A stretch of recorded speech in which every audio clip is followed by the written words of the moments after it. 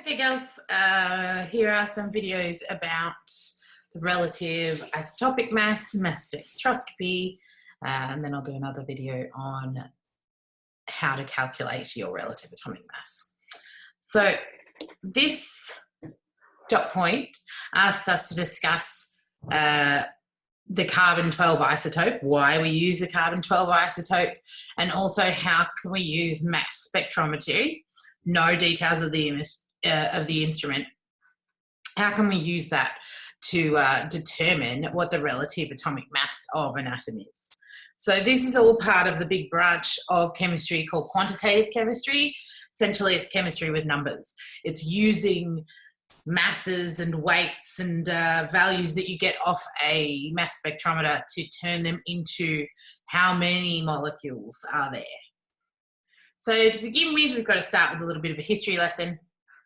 And the history lesson starts with a story about the chemists versus the physicists.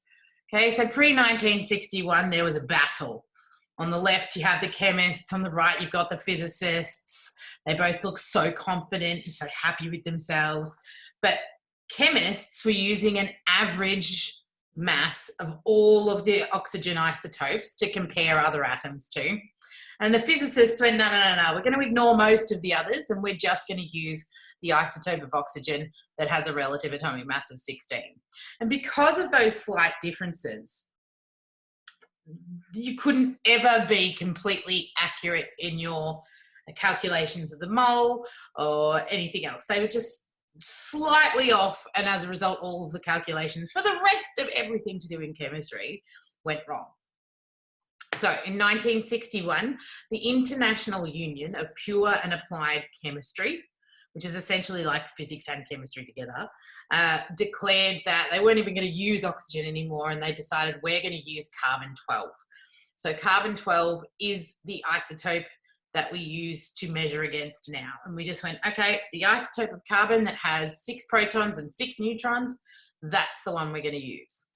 And that's what we call its relative isotopic mass is 12. Here you can see them here. The relative isotopic mass of carbon right in the middle. Sorry guys.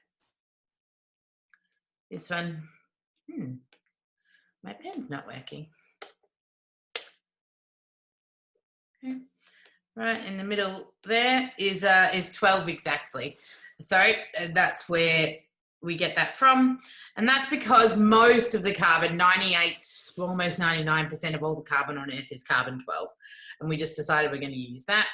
Very, very small proportion is carbon-14 and about 1% is carbon-13 from this table here. You could have used hydrogen, has got its relative isotopic mass. So that's compared to this carbon-12. And now we just compare everything to carbon-12.